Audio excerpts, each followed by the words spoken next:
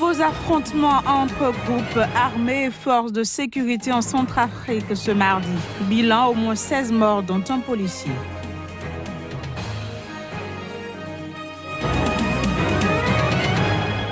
Le gouvernement nigérien renforce la sécurité dans le nord-est du pays. Ces mesures font suite à une double attaque terroriste qui a fait des dizaines de morts.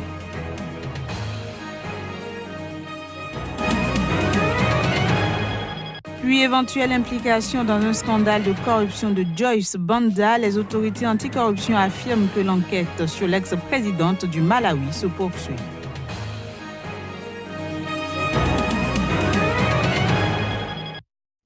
Ravi de vous retrouver, bienvenue à toutes et à tous sur Sika TV. En Centrafrique, au moins 16 personnes, dont un policier, un prêtre et un enfant, ont été tués mardi à Bangui. C'était au cours d'affrontements entre un groupe armé et les forces de sécurité. Voici le reportage. Ces affrontements plongent une fois de plus la capitale centrafricaine dans un nouveau cycle de violence. Opposant un groupe armé aux forces de sécurité, les violences ont fait au moins 16 victimes. Parmi elles, un policier, un prêtre et un enfant. On enregistre également 96 blessés dans les environs du quartier musulman du PK5. Des échanges de tirs intenses ont été enregistrés en fin de matinée mardi à Fatima, dans le 3e arrondissement de Bangui, entre les forces de sécurité intérieure et des éléments armés du groupe criminel du dénommé Force. Ces derniers auraient ouvert le feu après l'arrestation d'un des leurs par les forces de sécurité. Les affrontements se sont poursuivis jusqu'en fin d'après-midi. Bangui, relativement épargné par les violences depuis plus d'un an, connaît un regain de violence depuis environ un mois. Début avril, les forces de sécurité centrafricaines et la MINUSCA avaient lancé une opération militaire visant à déloger les groupes armés du PK5, s'attaquant notamment aux milices du général Force afin de ramener la paix dans ce quartier. Au moins 2 personnes avaient été tuées dans des affrontements et au moins 56 autres, dont des casques bleus, avaient été blessés. Le gouvernement nigérien a ordonné ce mercredi le renforcement des mesures de sécurité près des marchés et lieux de prière dans le nord-est du pays. Ces mesures interviennent au lendemain d'une double attaque terroriste qui a fait des dizaines de morts. Les détails dans cet élément. Les abords des marchés et lieux de prière désormais sous haute sécurité dans le nord-est du Nigeria. La mesure fait suite à la double attaque terroriste qui a fait mardi des dizaines de morts. En effet, un kamikaze s'est fait exploser dans une mosquée de Mumbi, dans l'état d'Adamawa, puis un second dans un marché qui se trouve à proximité au moment où les fidèles s'enfuyaient. Selon le responsable de l'Agence nationale de gestion des urgences, 26 personnes ont perdu la vie dans ces attaques, tandis que 56 autres ont été blessées, dont 11 très grièvement. Du côté des habitants, on soutient plutôt que ces attaques ont fait 60 morts. Des attaques que le gouvernement nigérian qualifie de choquantes et de révoltantes, soutenant que la profanation d'un lieu de prière par des criminels est tragique et condamnable. Notons que la ville de Mumbi a été régulièrement visée par les attaques du groupe Boko Haram qui sévit dans le nord-est du Nigeria. La présente attaque s'est par ailleurs produite au lendemain de la visite du président Muhammadu Buhari à Washington, où il a remercié son homologue Donald Trump pour son aide contre le groupe Boko Haram. Pendant ce temps, au Malawi, les autorités anticorruption ont fait savoir mercredi qu'elles continuaient à enquêter sur l'éventuelle implication dans un vaste scandale de corruption de l'ex-présidente du pays, Joyce Banda. Cette dernière est rentrée au pays le week-end dernier après 4 années d'exil. Voici le point. Si l'ancienne présidente du Malawi a affirmé dans des propos récents n'avoir commis aucun délit, les autorités anticorruption du pays, elles, semblent penser tout le contraire. Elles ont déclaré mercredi continuer à enquêter sur l'éventuelle implication de Joyce Banda dans un vaste scandale de corruption.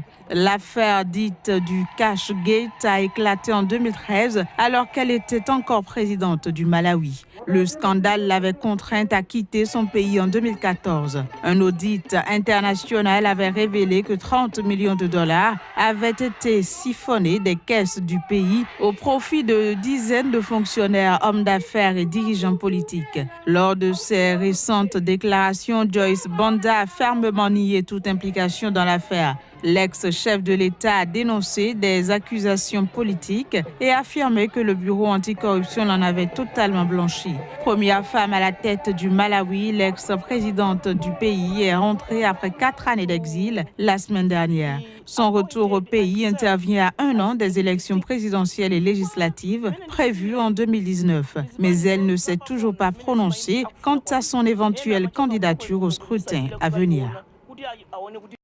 Direction le Gabon où le gouvernement du Premier ministre Emmanuel Issozé Ngondé a démissionné.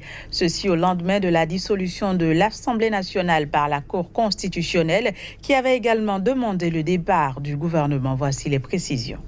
Conformément à la demande de la Cour constitutionnelle, le Premier ministre gabonais a présenté la lettre de démission de son gouvernement. Emmanuel Issozé Ngondé et son équipe quittent leurs postes respectifs au lendemain de la dissolution de l'Assemblée nationale par la Cour constitutionnelle qui avait aussi demandé le départ du gouvernement. Ceci conformément à la nouvelle constitution gabonaise et au regard du fait que Libreville n'a pas pu respecter l'obligation d'organiser des élections législatives au plus tard le 30 avril 2018. En attendant l'annonce d'une nouvelle date pour la tenue des dites élections qui ont déjà été reportées à 2 reprises depuis décembre 2016, le nouveau gouvernement qui sera formé sera responsable devant le président de la République. Quant au Sénat, il prend le relais de l'Assemblée nationale en attendant l'élection de nouveaux députés. À Madagascar, pour la 9e journée consécutive de manifestation, les 73 députés de l'opposition rebaptisés députés pour le changement ont boycotté l'ouverture de la session ordinaire de l'Assemblée nationale. À 7 mois des élections générales, le chef de l'État est confronté à une fronde inédite depuis son arrivée au pouvoir fin 2013, disais-je. Reportage.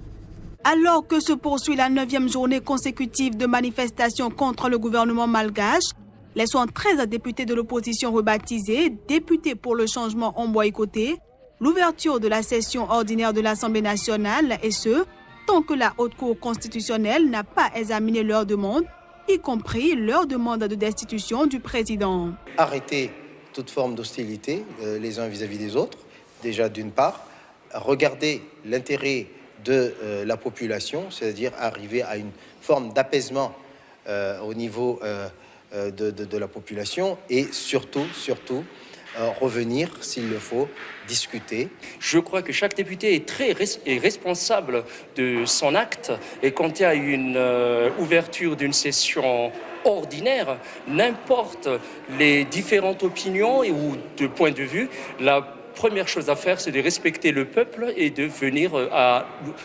l'ouverture à l'Assemblée nationale. Dimanche dernier, le président Eri a catégoriquement exclu d'obtempérer aux injonctions à la démission de l'opposition qui manifeste dans la capitale Antananarivo contre les lois électorales. Direction le Burundi où la campagne officielle pour le référendum constitutionnel du 19 mai prochain a débuté ce mardi et doit durer 14 jours. Ce référendum constitutionnel devrait permettre au président Pierre Nkurunziza de rester au pouvoir jusqu'en 2034 si le oui l'emportait. On fait le point. La campagne pour le référendum constitutionnel du 17 mai au Burundi a été lancée mardi et doit durer 14 jours. Seule la campagne pour le oui ou le non est autorisée. Le décret présidentiel publié il y a une semaine prévoit en effet une peine allant d'1 à 3 ans de prison pour quiconque tentera de convaincre les électeurs de s'abstenir de voter. Au total, 26 partis politiques, en très grande partie proches du parti au pouvoir CNDD-FDD et la coalition d'indépendants dénommée Espoir des Burundais, ont été autorisés à faire campagne. L'opposition en exil, regroupée au sein de la coalition Sénarède, a appelé la population à boycotter un référendum qui va, selon elle, signer l'arrêt de mort de l'accord de paix d'Arusha de 2000. Les quelques partis politiques d'opposition encore présents dans le pays ont appelé à voter non. Le parti d'opposition Rassemblement national pour le changement, RANAC, s'est dit inquiet car le gouvernement n'a pas encore communiqué officiellement le projet de constitution révisé pour qu'il soit étudié et que le peuple sache avec certitude le contenu du test qui lui sera soumis. Même la coalition Espoir des Burundais, représentée par 5 membres au gouvernement, assure ne pas avoir connaissance du test définitif.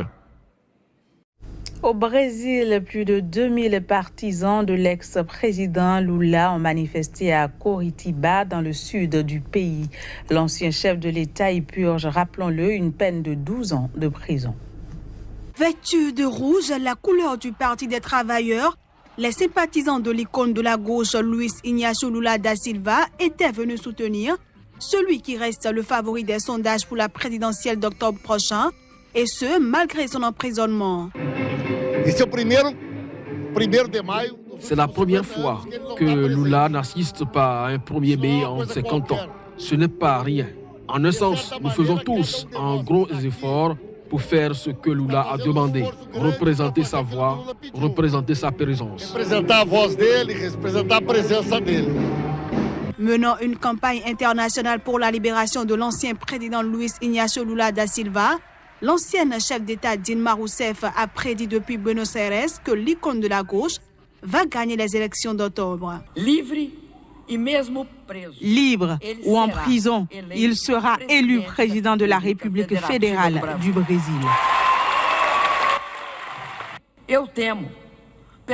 J'ai peur pour la vie de Lula. Je ne sais pas jusqu'où ils vont aller. J'ai peur de la nourriture qu'ils mangent, de l'eau qu'ils boivent. Nous avons essayé de voir Lula. Ils ne nous l'ont pas autorisé. Ils ne nous laissent pas entrer dans la prison de Curitiba. Lula est un prisonnier politique. Ils l'accusent d'un crime qu'il n'a jamais commis. À 72 ans, Luiz Inácio Lula da Silva purge depuis le 7 avril dernier une peine de 12 ans et 1 mois de prison pour corruption et blanchiment d'argent.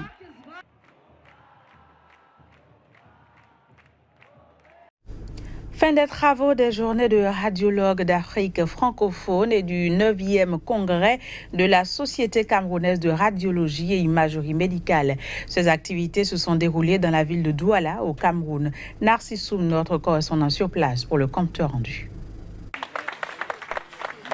Les lanternes se sont éteintes sur les travaux des journées des radiologues d'Afrique francophone et du 9e congrès de la Société camerounaise de radiologie et imagerie médicale organisé dans la ville de Douala au Cameroun. Un rendez-vous scientifique annuel qui a regroupé près de 300 médecins spécialisés en radiologie, des ingénieurs biomédicaux, des techniciens d'imagerie médicale d'Afrique francophone, mais aussi des représentants industriels et des invités des autres continents francophones. Pendant 4 jours, ces spécialistes des métiers de la radiologie ont débattu sur la thématique « L'accès optimal aux technologies avancées en imagerie médicale en Afrique ». Plusieurs résolutions importantes ont été prises. Les 14e journées de radiologie qui avaient pour thème principal accès optimal aux technologies avancées ont tiré plusieurs résolutions. Une des plus fortes, c'était sur la notion de qualité et de recours utile et pertinent aux examens d'imagerie médicale, structurés pour permettre à nos populations de bénéficier des disponibilités technologiques qui sont de plus en plus croissantes, notamment en scanner multibarrette et en IRM de haut champ. Un satisfait pour ses participants.